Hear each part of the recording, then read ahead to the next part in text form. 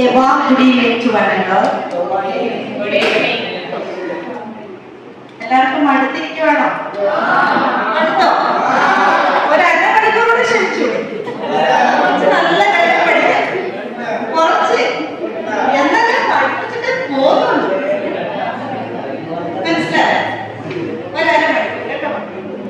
നമ്മള് സാധാരണയായി ഈ ഒരു സ്റ്റേഷൻ കണ്ടു കഴിഞ്ഞാൽ അറിയാമല്ലോ ഞാൻ ഏത് ഫീൽഡിലാണ് ജോലി ചെയ്യുന്നത്. ഞാനൊരു അഡ്വക്കേറ്റ് ആണ്. അഡ്വക്കേറ്റ് എവിടെയാണ് ജോലി ചെയ്യുന്നത്? കോടതിയിൽ. ഓക്കെ. ഇവിടെ ഒരു നിയമം ഉണ്ടെങ്കിൽ ആ നിയമം ആരായിരിക്കും ആ നിയമം പ്രാവർത്തികമാക്കുന്നുണ്ടോ ഇല്ലയോ എന്ന് പരിശോധിക്കുന്ന ഒരു ഏജൻസി കോടതിയാണ്. അതിന് സഹായിക്കുന്ന പോലീസും മറ്റ് സംവിധാനങ്ങളുണ്ടാവും. വേണ്ടുന്നുണ്ടെങ്കിൽ ഉപഭോക്തൃ നിയമത്തെ സംബന്ധിച്ചിടത്തോളം അതിനകത്തൊരു ക്രിമിനൽ കുറ്റമൊന്നും ഈ പുതിയ ആക്ട് വരുന്നത് വരെ 2019 ഒരു ആക്ട് വരുന്നത് വരെ നഷ്ടപരിഹാരം മാത്രം കൊടുക്കുന്ന തരത്തിലുള്ള ഒരു കോടതിയാണ്. അങ്ങനെയാണെങ്കിൽ whether it is an original code എന്നുള്ളൊരു സംശയം നമുക്ക് തോന്നും. എന്തുകൊണ്ടാണ് സാധാരണ കോടതികളിൽ നിന്ന് അല്ലെങ്കിൽ എങ്ങനെയാണ് ഒരു സാധാരണ കോടതി ഒരു കൺസ്യൂമർ കോടതി അല്ലെങ്കിൽ ഉപഭോക്തൃ കോടതി വ്യത്യസ്തപ്പെടുന്നതെന്ന് അറിയാമോ? അറിയാമോ? അവിടെ വരുന്ന അഭിഭാഷകർക്കോ അല്ലെങ്കിൽ അവിടെ ഇരിക്കുന്ന ന്യായാധിപന്മാർക്കോ അഭിഭാഷകരുടെയോ ജഡ്ജിമാരുടെയോ ആയിട്ടുള്ള വേഷവിധാനത്തിന്റെ ആവശ്യമില്ല. എന്തിനു വേണ്ടിയിട്ടാണെന്ന് അറിയാം മക്കളെ? അത് സാധാരണക്കാരനായ ജനങ്ങൾ നീതി തേടി വരുന്ന ഒരു സ്ഥലമായതിനാലാണ് ഇത്തരത്തിലുള്ള സ്ട്രിക്റ്റ് ആയിട്ടുള്ള വേഷവിധാനങ്ങൾ. അപ്പൊ സാധാരണ രീതിയിൽ എങ്ങനെയാണ്? എല്ലാവർക്കും പോലീസ് സ്റ്റേഷനൊന്നും കോടതിയെന്ന് കേൾക്കുമ്പോ ഒരു പേടിയില്ലേ? സാധാരണക്കാരന് വരാൻ പേടിക്കുന്ന ഒരു മടിക്കുന്ന ഒരു സ്ഥലമാണ് ഏത്? ആ കോടതിയിൽ ഒന്ന് കയറാൻ വേണ്ടി. അല്ലെ ഞാൻ ജീവിതത്തിൽ പോലീസ് സ്റ്റേഷൻ കയറിയിട്ടില്ല എന്നൊക്കെ എല്ലാവരും അഭിമാനപൂർവ്വം പറയുന്നൊരു കാര്യം. കാരണം നമ്മുടെയൊക്കെ വിചാരം നമ്മളൊരു തെറ്റും ചെയ്തില്ല. നമ്മളൊക്കെ ഈ കുഞ്ഞു മക്കളൊക്കെ എല്ലാം നല്ല മക്കളാണ്, ഒരു കുസൃതി ഇല്ലാത്ത നല്ല മക്കളാണ്. അപ്പൊ അതുകൊണ്ട് തന്നെ ഞങ്ങളൊരു തെറ്റും ചെയ്യാത്തവരായതുകൊണ്ട് ഞങ്ങൾക്ക് പോലീസ് സ്റ്റേഷന്റെയോ കോടതിയുടെയോ വക്കീലന്മാരുടെയോ ഒന്നും ആവശ്യമില്ലാന്ന് നമ്മൾ പറയും. പക്ഷേ ഒരു നിയമമുണ്ട് മക്കളെ, ഉപഭോക്തൃ സംരക്ഷണ നിയമം. അതിന് എല്ലാ ഉപഭോക്താക്കൾക്കും അവര് നേരിടുന്ന ചൂഷണങ്ങൾക്കെതിരെ അവർക്ക് ഒരു ആശ്വാസത്തിനായിട്ട് പോകാൻ പറ്റിയ ഒരു കോടതിയാണ് കൺസ്യൂമർ കോർട്ട്. ഇനി ആരാണ് ഒരു consumer? Who is a consumer? ആർക്ക് പറയാൻ പറ്റും? ആർക്കെങ്കിലും പറയാൻ പറ്റും? Who is a consumer? ഒരു സാധനമൊന്നും മേടിക്കാൻ, സാധനങ്ങളൊന്നും ഉപയോഗിക്കാൻ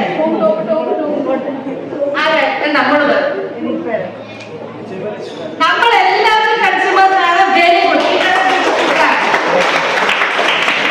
നമ്മളെല്ലാവരും സാധനം മേടിക്കുന്നവരാണ്. അതിന് നമ്മൾ എന്താണ് തിരിച്ചു കൊടുക്കുന്നത്? എപ്പോ മാത്രമേ ഒരു കൺസ്യൂമർ ആവുള്ളൂ?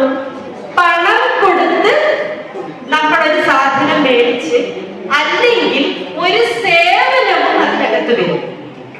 ഒരു സർവീസ്, ഒരു സാധനം വാങ്ങിക്കുമ്പോഴല്ല പോലെ ഇവിടെ ശ്രദ്ധിക്കും, ഒരു സാധനം വാങ്ങിക്കുമ്പോൾ മാത്രമല്ല ഒരു സേവനം നമ്മൾക്ക് പണം കൊടുത്തിട്ടാണ് കിട്ടുന്നതെങ്കിലും നമ്മളൊരു കൺസ്യൂമറാണ്. ഇനി ഞാനൊന്ന് ചോദിക്കട്ടെ, നമ്മുടെ ഒരു കുഞ്ഞ് ജനിക്കുകയാണ്. നിങ്ങളെല്ലാവരും ജനിച്ച് കുഞ്ഞു വാവന്മാരൊക്കെ ആയിരുന്നപ്പം അമ്മയും അച്ഛനും അല്ലെങ്കിൽ ബന്ധുക്കളൊക്കെ ഓടിപ്പോയിട്ട് വാങ്ങിച്ചുകൊണ്ട് വന്ന സാധനം എന്തായിരിക്കും അറിയോ? എന്താണ്? കുഞ്ഞു കുട്ടികൾക്ക് കുഞ്ഞുടുപ്പുകള്, ലോഷനുകള്, അല്ലേ? ജോൺസൺ ആൻഡ് ജോൺസന്റെ ഒക്കെ ഇട്ടിട്ടല്ലേ നിങ്ങളൊക്കെ കുഞ്ഞു പ്രായമായിട്ടുള്ള നിങ്ങളുടെ ഫോട്ടോ ഒക്കെ എടുത്ത് നോക്ക്. ഒരു ചൊട്ടയൊക്കെ കുത്തി കാണും, പൗഡറൊക്കെ നല്ലപോലെ ഇട്ട് കാണും, കുഞ്ഞു ഉടുപ്പുകൾ ഇട്ട് കാണും, ബേബി ലോഷൻ തേച്ച് കാണും, ബേബി ക്രീമുകൾ തേച്ച് കാണും. അതായത് ഒരു വ്യക്തി ഈ ഭൂമിയിലേക്ക് വരുന്ന ആദ്യ കരച്ചിൽ മുതൽ അവസാന ശ്വാസം വരെയും അവനും അവളും എന്തായിരിക്കും? ഒരു ഉപഭോക്താവാണ്. മനസ്സിലായില്ലേ? From the first cry of the man till his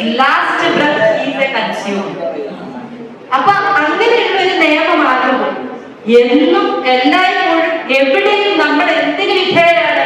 ചൂഷണങ്ങൾക്ക് വിധേയരാണ്. നമ്മൾ പലപ്പോഴും ഇപ്പൊ എല്ലായിടത്തും നമ്മൾ വിളിച്ചൊക്കെ പറഞ്ഞിട്ട് സാധനങ്ങൾ കൊണ്ടുതരുന്നൊരു സംവിധാനമാണ് അല്ലെ? പലപ്പോഴും എനിക്ക് തന്നെ ഫീൽ ചെയ്തിട്ടുണ്ട്. അവിടെ ഇരിക്കുന്ന മോശം ഇപ്പം ഞാനിപ്പോ ഒരു കുക്കുംബർ മേടിക്കാന്ന് വിചാരിച്ചു. മേടിച്ചു കഴിഞ്ഞാൽ അവിടെ ഏറ്റവും മോശമായത് ഫ്രഷ് ഒന്നും ആയിരിക്കത്തില്ല ആ കടക്കാർ കൊടുത്തത്. ഇപ്പൊ ഒരു കിലോ പഴം തന്നിട്ടുണ്ടെങ്കിൽ അതിന് പകുതിയോളം നമുക്ക് ഉപയോഗിക്കാൻ പറ്റാത്തതായിരിക്കും അവർ കൊണ്ടുതരും. അപ്പൊ പല ബിസിനസ്സുകാരും പല രീതിയിലുള്ള കള്ളത്തരങ്ങളും കാപ്പട്യങ്ങളും ഒരു കച്ചവടത്തിലും ഒരു സേവനത്തിലും ഒക്കെ ചെയ്യാറുണ്ട്. ഇനി നിങ്ങളൊക്കെ വരുമ്പോൾ പബ്ലിക് ട്രാൻസ്പോർട്ട് ഒക്കെ യൂസ് ചെയ്യുന്നവരല്ലേ അല്ലേ? നിങ്ങൾ കൃത്യമായിട്ട് ഇപ്പൊ ബസ്സിന് കയറിയാൽ പലപ്പോഴും നമുക്ക് കാണാം, ചിലപ്പം ആ സ്റ്റോപ്പ് കഴിഞ്ഞിട്ടും ചില ആളെന്താണ്ട് എന്നൊക്കെ പറയുമ്പോഴായിരിക്കും നേരത്തെ വന്ന് നിൽക്കേണ്ട ചേച്ചി ഇതൊക്കെ അവിടെ ഇരിക്കുവാണോ എന്നൊക്കെ കണ്ടക്ടർ ചീത്തയൊക്കെ കൊണ്ടിട്ടായിരിക്കും ആ വ്യക്തി അവിടുന്ന് ഇറങ്ങാൻ സാധിക്കും. തിരക്കുണ്ടെങ്കിൽ ചിലപ്പോൾ പെട്ടെന്ന് ഇറങ്ങാൻ പറ്റിയില്ല, അടുത്ത സ്റ്റോപ്പിലൊക്കെ ഇറങ്ങേണ്ടി വരും. നിങ്ങള് ഒരു പണം കൊടുത്തൊരു ടിക്കറ്റ് എടുക്കുകയാണ്. ഇപ്പൊ എടപ്പള്ളിയിൽ നിങ്ങൾക്ക് പോകേണ്ടത് പാലാരി വട്ടത്തേക്കോ അല്ലെങ്കിൽ ഈ കല്ലൂരിയൊക്കെ പോകുന്നത് വിചാരിച്ചു.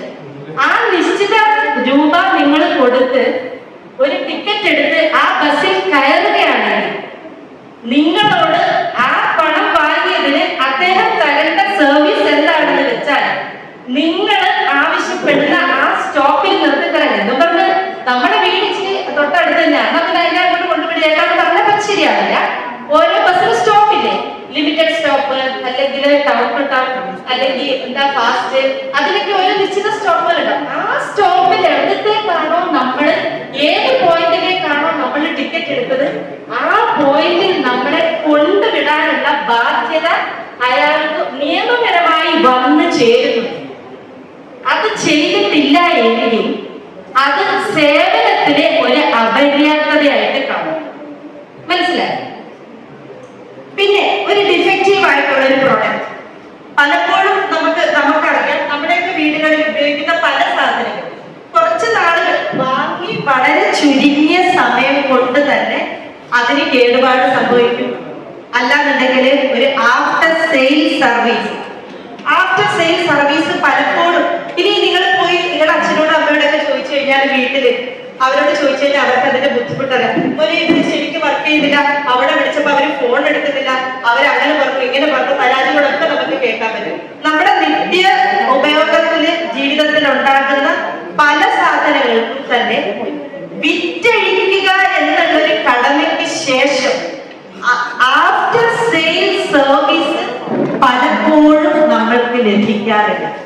അത് ഒരു ചോദ്യം ചെയ്യപ്പെടാവുന്ന ഒരു ഉപഭോക്താവിന്റെ അവകാശമാണ് ആഫ്റ്റർ സെയിൽ സർവീസ്. പിന്നെ പലപ്പോഴും നമുക്കറിയാം എക്സസ് പ്രൈസ്. നമ്മൾ പറയും ആ ചേട്ടാ ഈ അപ്പുറത്തെ കടയിൽ നിന്ന് മേടിച്ചു കഴിഞ്ഞാൽ പലപ്പോഴും ഈ അപ്പുറത്തെ കടയിൽ നിന്ന് മേടിച്ചു കഴിഞ്ഞാൽ നമുക്ക് ഇത്രയും വില കൊടുക്കേണ്ടി വന്നില്ല.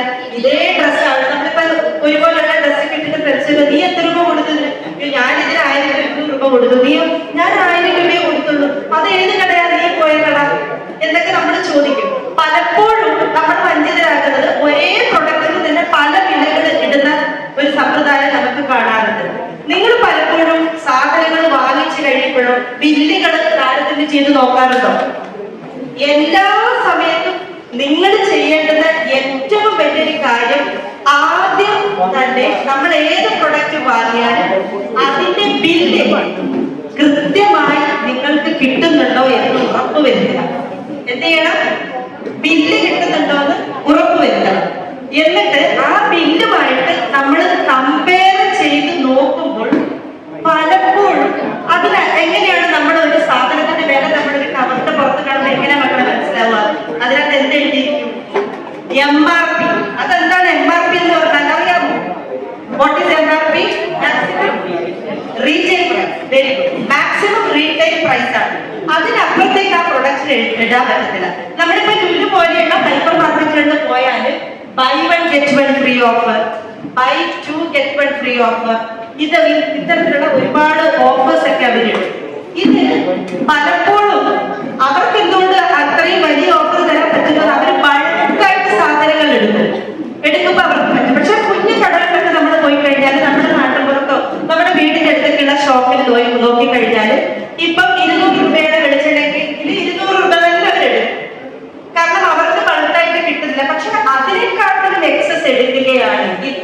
ഒരു കുപ്പി വെള്ളത്തിന് 15 രൂപയിലധികം റെയിൽവേ സ്റ്റേഷനിലൊക്കെ 20 രൂപ വാങ്ങിക്കുമായിരുന്നു. അതിനെതിരെ ചോദ്യം ചെയ്ത് വെറും 5 രൂപയ്ക്ക്, 5 രൂപയ്ക്കല്ലേ നവാബ് രാജേന്ദ്രൻ കേസ് ഫയൽ ചെയ്തത്?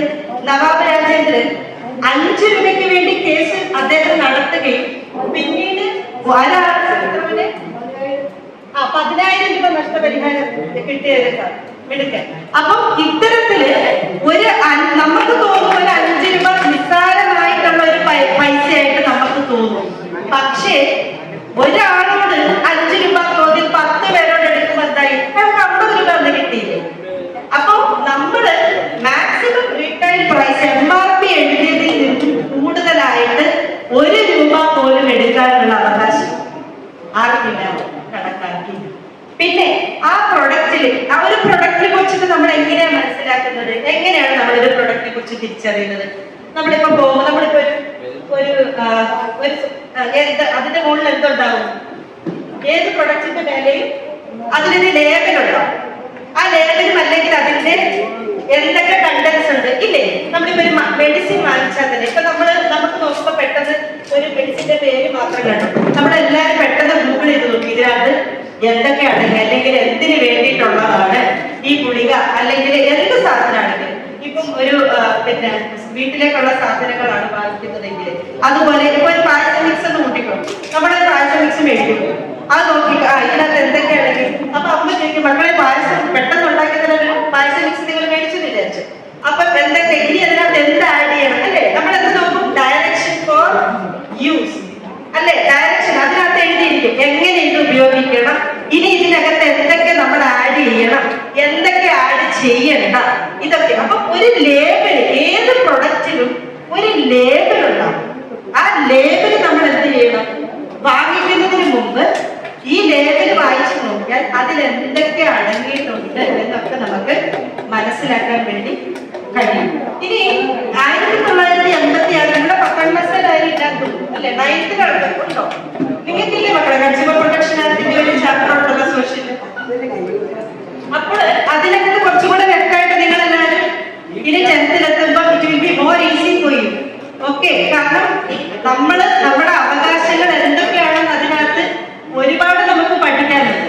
ഓക്കെ, നമ്മൾക്ക് ഒരു പ്രൊഡക്റ്റ് നമ്മൾക്ക് നമ്മുടെ ജീവനോ നമ്മുടെ സ്വത്തുക്കൾക്കോ അപകടകരമാകുന്നുണ്ടെങ്കിൽ പലപ്പോഴും നമ്മൾ നമ്മുടെ ഇന്നത്തെ കാലത്ത് നമുക്ക് ഒഴിച്ചുകൂടാൻ പറ്റാത്ത ഒരു സാധനമാണ് മൊബൈൽ ഫോൺ അല്ലെ? എത്ര വാർത്തകളിൽ ഇടം പിടിച്ചിട്ടുണ്ട്. മൊബൈൽ ചാർജ് ചെയ്തുകൊണ്ടിരിക്കുമ്പോൾ പൊട്ടിത്തെറിച്ച് അപകടമുണ്ടായതും ഇല്ലേ? തീപ്പൊള്ളലേറ്റ വിവരങ്ങൾ നമ്മൾ കണ്ടിട്ടുണ്ട്. അതുപോലെ പിന്നെ മൊബൈലിൽ തന്നെ ബാറ്ററി ഇങ്ങനെ വീട്ടിൽ വന്നിട്ട് അത് പൊട്ടിത്തെറിക്കുന്നത്. അപ്പൊ ഒരു നിലവാരം കുറഞ്ഞ വസ്തുക്കൾ വിൽക്കാൻ ഉള്ള ഒരു അവകാശം ആർക്കില്ല?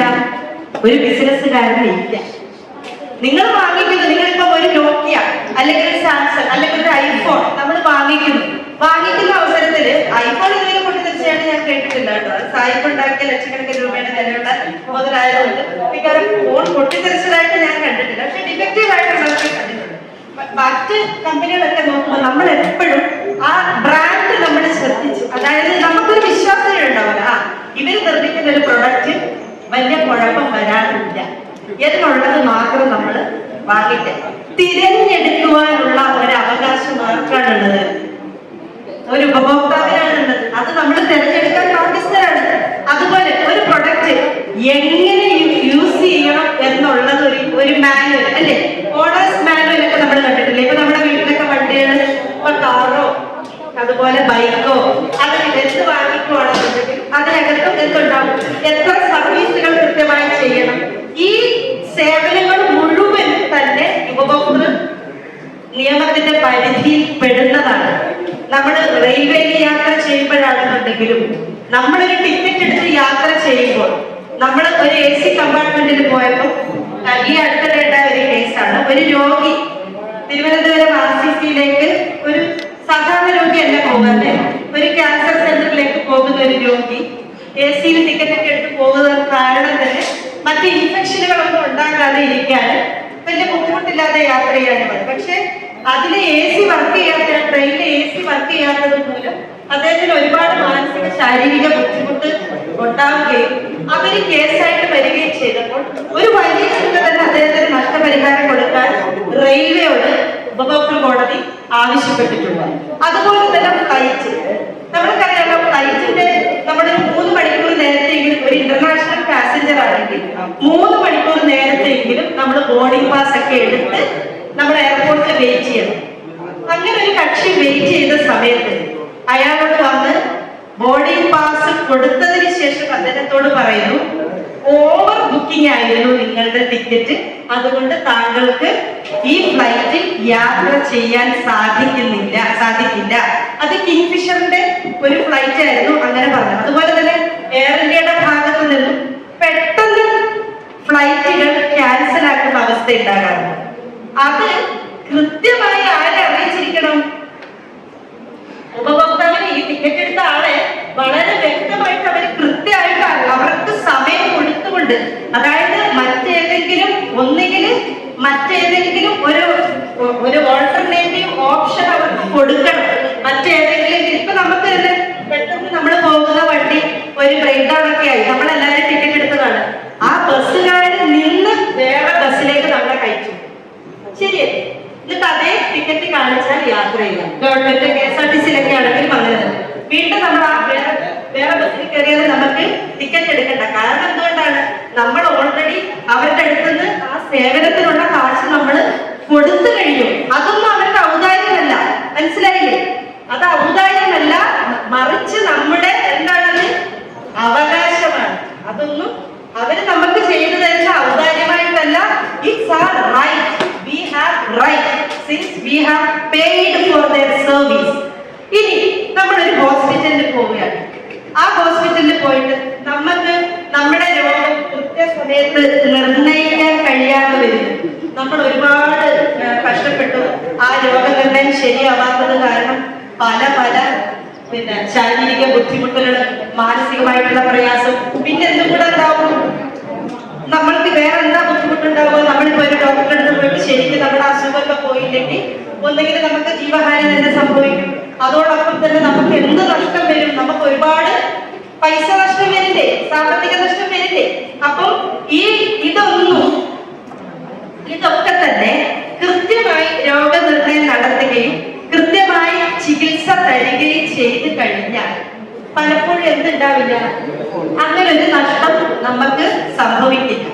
പലപ്പോഴും ഈ നമ്മൾ വായിച്ചിട്ടുണ്ട്, നവജാത ശിശുക്കൾ മരണപ്പെടുന്ന സംഭവങ്ങൾ. അത് ഈ ശരിയായ വിധത്തില് ഈ ഹോസ്പിറ്റലുകൾ, ഈ ലേബർ റൂമുകൾ വൃത്തിയായി സൂക്ഷിക്കാതെയും, അതുപോലെ തന്നെ അവര് ഒന്നും ശരിക്കും, പ്രത്യേകിച്ച് ഗവൺമെന്റ് ഹോസ്പിറ്റലിലേക്ക് സ്ഥിതികളൊക്കെ വളരെ മോശമായിരിക്കും. അതുപോലെ തന്നെ ഇപ്പൊ പല തരത്തിലുള്ള അശ്രദ്ധയിൽ ഒക്കെ ഡോക്ടർമാർ ഓരോ കേസുകൾ കൈകാര്യം ചെയ്യുന്നത് മൂലം ഇടത്തേക്കാൾ ഓപ്പറേഷൻ ചെയ്യേണ്ടതിന് പകരം വലത്തേക്കാൾ ഓപ്പറേറ്റ് ചെയ്യാൻ നല്ല പല്ല് അവിടെ വെച്ചിട്ട് നല്ല പല്ല് അവിടെ വെക്കേണ്ടതിന് പകരം ചീത്ത പല്ല് അവിടെ വെച്ചിട്ട് നല്ല പല്ല് പറിക്കുക. ഇതൊക്കെ അവരുടെ അശ്രദ്ധ മൂലം സംഭവിക്കുന്ന പാളിച്ചകളാണ്. അങ്ങനെയൊക്കെ നമുക്ക് വരുന്ന കഷ്ടനഷ്ടങ്ങൾക്കും ഉപഭോക്തൃ കോടതിയെ സമീപിക്കാവുന്നതാണ്. കാരണം എന്താണ്? നമ്മുടെ ഈ ട്രീറ്റ്മെന്റ് നമുക്ക് അവര് തരുന്നത് വെറുതെയല്ല. കാരണം ഇറ്റ്സ് എ പെയ്ഡ് സർവീസ്. ആ സർവീസ് എങ്ങനെയാണ്? It's A paid one. അതുപോലെ തന്നെ പലപ്പോഴും നമുക്ക് ബാങ്കിൽ നിന്ന് നിങ്ങളുടെ രക്ഷകർത്താക്കളൊക്കെ ചിലപ്പോൾ ഹൗസിംഗ് ലോൺ എടുത്തവരായിരിക്കാം, വെഹിക്കിൾ ലോൺ എടുക്കാം, ചിലപ്പോൾ എഡ്യൂക്കേഷൻ ലോണൊക്കെ നിങ്ങളുടെ ചേച്ചിക്കോ ചേട്ടനോ ഒക്കെ വേണ്ടി എടുത്തവരൊക്കെ ഇരുന്ന് വിഷമിക്കുന്നുണ്ടാവാം. കാരണം അമിതമായ പലിശ എടുക്കുക. ഒരു ബാങ്കിൽ പോയാൽ ഒരു തവണ പോകേണ്ട ആവശ്യത്തിന് ഒരു 10 തവണ അവരെ നടത്തിക്കുക, അല്ലെങ്കിൽ ആ പേപ്പർ കൊണ്ടുപോയി ഈ ഡോക്യുമെന്റ് കൊണ്ടുവരും, അത് കൊണ്ടുവരും, ഇത് കൊണ്ടുവരും എന്നൊക്കെ പറഞ്ഞ് ബാങ്കിലെ അധികാരികളൊക്കെ ഒരുപാട് നമ്മളെ ബുദ്ധിമുട്ടിക്കുക. എന്നിട്ട് അവസാനം ലോൺ ഇല്ല എന്ന് പറയുകയാണ്. ഈ ബാങ്കിങ് സർവീസും എന്തിൽ പെടുന്നതാണ്? ഒരു കൺസ്യൂമറിന്റെ കോടതിയുടെ പരിധിയിൽ പെടുന്നതാണ്. അതുപോലെ ഒരു വലിയ തട്ടിപ്പുള്ള മേഖലയാണ് ഇൻഷുറൻസ് മേഖല.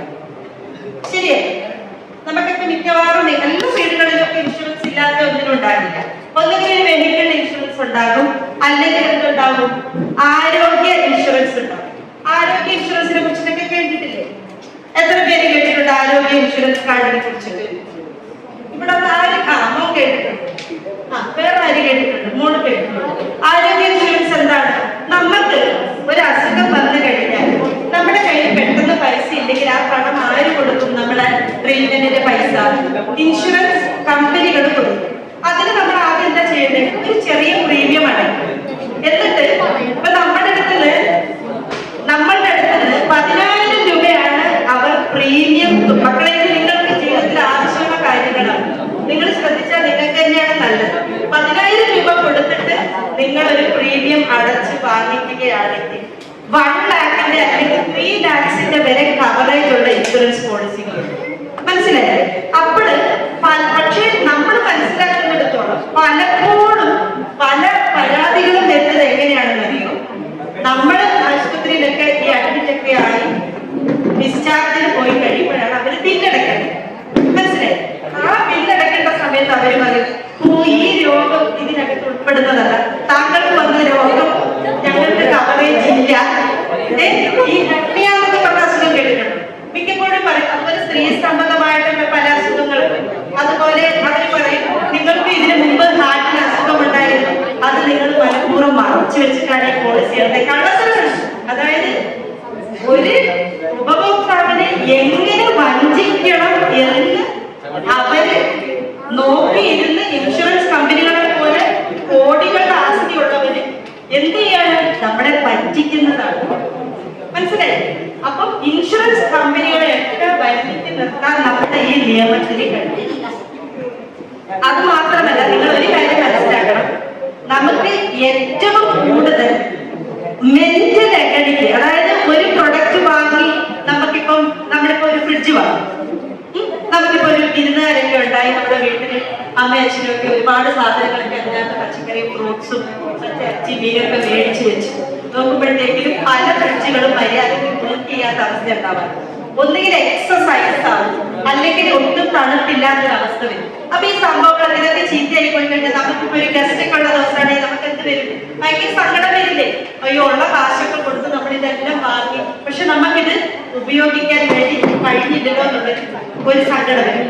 ആ മാനസികമായിട്ട് നമ്മൾക്കുണ്ടാകുന്ന നമ്മൾ വിളിച്ച് വിരുന്നുകാരുടെ മുമ്പിൽ നമുക്ക് എന്തായി ഒരു മാനഹാനിയും വരും. അവരെ നമുക്ക് ട്രീറ്റ് ചെയ്യാൻ വേണ്ടി കഴിയുന്നില്ല. പിറ്റേ ദിവസം കടകളൊന്നും ഇല്ലാത്തൊരു ദിവസമാണെന്ന് വിചാരിച്ചോളൂ, സൺഡേ ആണെന്ന് വിചാരിച്ചോളൂ, നമുക്ക് വേറെ ഒന്നും അറേഞ്ച് ചെയ്യാൻ പറ്റിയില്ലെങ്കിൽ ആ ആൾക്കാരുടെ മുമ്പിൽ നമുക്ക് ഉണ്ടാകുന്ന ഒരു മാനഹാനി ഉണ്ടല്ലോ, മനക്ലേശം. അതിന് ഒരു നഷ്ടപരിഹാരം തരാൻ ഈ ഉപഭോക്തൃ കോടതി ഉപഭോക്തൃ നിയമം അനുശാസിക്കുന്നുണ്ട്. അതുപോലെ നിങ്ങൾ അതാണ് ഞാൻ പറഞ്ഞത്, ഏത് സേവനങ്ങളാണെങ്കിൽ പോലും, ഏതിപ്പോ മോട്ടോർ സർവീസുകളാണെങ്കിലും, അല്ലെങ്കിൽ അതുപോലെ നമുക്ക് കൃത്യമായിട്ട് ഇപ്പൊ മൈലേജിന്റെ ഇഷ്യൂ ഒരുപാട് കേസസിനകത്ത് വരാറുണ്ട്. വാഹനങ്ങൾ എടുക്കുന്ന സമയത്ത് അവര് പറയും ഇത്ര മൈലേജ് ഉണ്ട്, ഇതിന് 1 ലിറ്റർ പെട്രോളിന് നിങ്ങൾക്ക് 20 കിലോമീറ്റർ വരെ സഞ്ചരിക്കാം. അതാണ് മൈലേജിന്റെ കണക്ക്. പക്ഷെ നമ്മൾ നോക്കുമ്പോൾ അത്രയും മൈലേജുകളൊന്നും തന്നെ ഈ വാഹനത്തിൽ കാണില്ല. അപ്പം വാഹനങ്ങള്, അതുപോലെ റെയിൽവേ, ട്രാൻസ്പോർട്ട്, മറ്റ് ട്രാൻസ്പോർട്ട് അതോറിറ്റികൾ മുഴുവനും, പിന്നെ ഒരു ഓട്ടോക്കാരൻ പോലും സാധാരണ എടുക്കുന്ന ഒരു പൈസ ആയിരിക്കില്ല എല്ലാവരും എടുക്കുക, അല്ലെ? പലരും പല തുകകൾ എടുക്കാറുണ്ട്. നിങ്ങൾക്ക് ചോദ്യം ചെയ്യാൻ പറ്റിയ ഒരു മേഖലയാണ്. നമുക്ക് എപ്പോഴും ഏറ്റവും കൂടുതൽ ചൂഷണം വരുന്ന ഒരു മേഖലയാണ് അതൊക്കെ. അതുപോലെ തന്നെ നമ്മൾ വാങ്ങിക്കുന്ന ഡ്രസ്സുകൾ ഇല്ലേ, നമ്മൾ പലപ്പോഴും ഇപ്പൊ ഓൺലൈനിൽ നമ്മളിപ്പോ ഏറ്റവും കൂടുതൽ നമ്മുടെ ഇന്നത്തെ പുതിയ കാലത്ത് ഒരു ഡിജിറ്റൽ യുഗത്തിലാണ്. എത്ര പേർക്ക് അറിയാം ആമസോണിനെ കുറിച്ചിട്ടും, അല്ലെങ്കിൽ മറ്റ് ഫ്ലിപ്കാർട്ട്, ആമസോൺ, ഇതിലൊക്കെ എല്ലാവർക്കും ഏകദേശം എല്ലാവർക്കും അറിയാം, അല്ലെ? നമ്മളെല്ലാവരും വിത്തിൻ സെക്കൻഡ്സ് നമുക്ക് എന്ത് ചെയ്യാൻ പറ്റുന്നു? ഒരു പ്രൊഡക്റ്റ് വാങ്ങിക്കാൻ വേണ്ടി പറ്റുന്നു. നമ്മൾ വെറുതെ കണ്ണടച്ചുകൊണ്ടാണോ വാങ്ങിക്കുന്നത്? അല്ലല്ലോ. നമ്മൾ എന്ത് ചെയ്യും? റിവ്യൂസ് നോക്കും. ആരും റിവ്യൂസ് നോക്കാറ്. നമ്മളിപ്പോ ഒരു പ്രൊഡക്റ്റിനെ കുറിച്ചിട്ട് നോക്കുമ്പോൾ പിന്നെ ഈ പ്രൊഡക്റ്റിന്റെ അതിനകത്ത് അവര് കൊടുക്കും, ഈ പ്രൊഡക്റ്റ് ഇന്ന പ്രത്യേകതകളുണ്ട്, ഇന്ന ക്വാളിറ്റിയാണ്, ഇന്ന മെറ്റീരിയൽ ആണ്, ഇന്ന കാര്യങ്ങളുണ്ട്. ഇതൊക്കെ നോക്കാൻ നമ്മളും ബാധ്യസ്ഥരാണ്. നമുക്ക് ആവശ്യമില്ലാത്ത ഒരു പ്രൊഡക്റ്റ് വാങ്ങിയിട്ട് നമ്മൾ ഒരു കമ്പനിയെ കുറിച്ച് പറയുന്നതിൽ കാര്യമില്ല. അതിന്റെ ഉദാഹരണം ഞാൻ പറയാം, വാട്ടർ പ്യൂരിഫയർ. നമ്മുടെ പല വീടുകളിലും വാട്ടർ പ്യൂരിഫയർ ഉണ്ട്.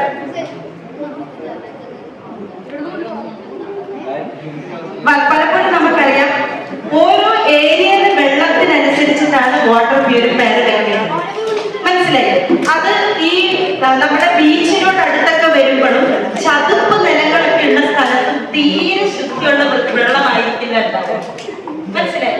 അപ്പോൾ അവിടെ മേടിക്കേണ്ട വാട്ടർ കൂളറുകൾക്ക് ചിലപ്പം സാധാരണ വാട്ടർ കൂളറുകളെക്കാട്ടിലും പ്രവർത്തിക്കുന്ന തരത്തിലുള്ള മെഷീൻസ് ഉള്ളതായിരിക്കും. അപ്പൊ നമ്മൾ അത് വാങ്ങാൻ പോകുമ്പോൾ നമ്മുടെ ആവശ്യം നമ്മൾ അവരോട് പറയാം. ആരോട് പറയണം? ഈ കടക്കാരോട് പറയും, ഞങ്ങളുടെ ഏരിയ ഇന്നതാണ്, അപ്പൊ എനിക്ക് വേണ്ടുന്ന വാട്ടർ പ്യൂരിഫയർ ഇത്തരത്തിലുള്ളതാണ് എന്ന് നമ്മൾ പറയണം. അല്ലാതെ നമ്മളൊരു വാട്ടർ പ്യൂരിഫയർ വാങ്ങി കൊണ്ടുവച്ച് കഴിഞ്ഞിട്ട് അവരോട് പറയുന്നത് 5000 രൂപ കൊടുത്തിട്ട് ഞാനൊരെണ്ണം വാങ്ങി എന്നിട്ട് ഇത് ശരിയാകുന്നില്ലല്ലോ എന്ന് അവരോട് പിന്നെ നമുക്ക് പറഞ്ഞിട്ട് കാര്യമില്ല. മനസ്സിലായി? പിന്നെ അത് മാത്രല്ല, അവരത് പറഞ്ഞ ബാധ്യത അവർക്കുണ്ട്. മനസ്സിലായില്ലേ? പറഞ്ഞ് അതായത് ഒരു പ്രൊഡക്റ്റിനെ കുറിച്ചിട്ട് നമ്മൾ ചോദിക്കുമ്പോൾ വ്യക്തമായിട്ട് നമ്മുടെ ആവശ്യത്തെ മനസ്സിലാക്കി തരേണ്ട ബാധ്യത ആർക്കുണ്ട്? വിൽക്കുന്ന ആളുകളുണ്ട്.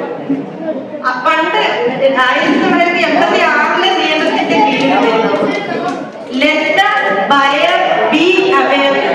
എന്താണ്? വാങ്ങിക്കുന്ന വിലയ്ക്ക് കൊള്ളുന്നവൻ അറിയുക എന്നുള്ളതായിരുന്നു പ്രിൻസിപ്പിൾ. എന്താ? നമ്മളിപ്പോ ഒരു പ്രൊഡക്റ്റ് മേടിക്കുകയാണെങ്കിൽ ഒരു കടക്കാരൻ പറയുന്നു, എന്താ അത് പിന്നെ നിങ്ങൾ അന്നേരം നോക്കണമായിരുന്നു എന്ന് അവർക്ക് പറയാൻ വേണ്ടി കഴിയില്ല. കാരണം എന്താണെന്ന് അറിയോ?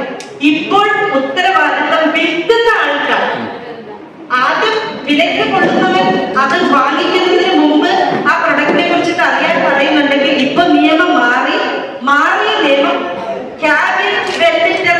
അതായത് വിൽക്കുന്ന ആൾ ഈ പ്രൊഡക്റ്റ് ഒരാൾക്ക് ഉപയോഗിക്കാൻ കഴിയുന്നതാണോ എന്നറിഞ്ഞിട്ട് മാത്രമേ വിൽക്കാൻ പാടുള്ളൂ. ഇതാണ് പുതിയ നിയമം. മക്കളെ, നിങ്ങൾ ഇത്രയൊക്കെ എനിക്ക് തോന്നുന്നു നിങ്ങൾക്ക് എല്ലാവർക്കും വീട്ടിലേക്ക് പോകേണ്ട എല്ലാ തിരക്കും കാര്യങ്ങളൊക്കെ ഉണ്ടാവും. എല്ലാവരുടെയും മനസ്സിന്റെ പാതി വീട്ടിലെത്തുന്നുണ്ട്. എന്തെങ്കിലും നിങ്ങൾക്ക് സംശയം ഇതിനെ കുറിച്ചിട്ടുണ്ടെങ്കിൽ ഞാൻ പിന്നെ ഒറ്റൊരു കാര്യം കൂടെ പെട്ടെന്ന് പറയാം. എത്ര തരത്തിലുള്ള കൺസ്യൂമർ കോടതി ഉണ്ടെന്ന് അറിയാം? ഏത് തരങ്ങളിൽ? ഇതൊരു 3 ടയർ സിസ്റ്റം എന്ന് പറയും. 3 ടയർ. ഏറ്റവും ലോവസ്റ്റ് ഏതായിരിക്കും?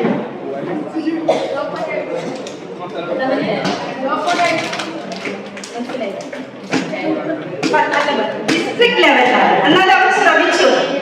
He tried. Don't tease him. He tried. നല്ല മിടുക്കനാണ്. ഓക്കെ. അതാണ് കാരണം ഒരു ജില്ലാ അല്ലെ ഡിസ്ട്രിക്ട് ലെവലാണ് ഏത് കോടതി. ഇതിന്റെ ഏറ്റവും താഴെയുള്ള ബേസ് ആയിട്ടുള്ളത് ഡിസ്ട്രിക്ട് ലെവൽ ആയിട്ടുള്ള കൺസ്യൂമർ കോടതി. അതിന്റെ മേലെ ഏതായിരിക്കും? സ്റ്റേറ്റ് ലെവലിലാണ്. അതിന്റെ അത്തരത്തിൽ അതോറിറ്റി ഏറ്റവും വലുത് നാഷണൽ. അപ്പൊ ജില്ലാ തലത്തിൽ ഇരിക്കുന്ന ജഡ്ജ് എന്ന് പറയുന്നത് ഡിസ്ട്രിക്ട് ജഡ്ജിന് ഈക്വലന്റ് ആയിട്ടുള്ള ജഡ്ജാണ്. പുതിയ നിയമം അനുസരിച്ചിട്ട് 50 ലക്ഷം രൂപ വരെ നഷ്ടപരിഹാരം വിധിക്കുവാനുള്ള പവർ ആർക്കുണ്ട്? ഒരു ഡിസ്ട്രിക്ട് കൺസ്യൂമർ കോർട്ടിന് ഉണ്ട്. ഞാൻ അത്തരം ഒരു കോടതിയിൽ ഇരുന്ന ഒരാളാണ്. പക്ഷെ ഞാൻ 1986 നിയമം 2019 പുതിയ നിയമം വരുന്നതിന് മുമ്പായിരുന്നതുകൊണ്ട് എന്റെ പവർ 20 ലക്ഷം രൂപ കോമ്പൻസേഷൻ കൊടുക്കുന്നതിന് വരെ മാത്രമേ ഉണ്ടായിരുന്നു. ഇപ്പൊ 2019 വന്ന നിയമത്തിലാണ് ഈ 20 lakhs കോമ്പൻസേഷൻ എന്നുള്ളതിന് പകരം അത് 50 lakhs ആയി മാറിയത്. അപ്പൊ എനിക്ക് തോന്നുന്നു ഇത്ര മാത്രമേ ഇപ്പൊ പറഞ്ഞു കൊടുക്കാൻ പറ്റത്തുള്ളൂ. It's A time for thank you so much.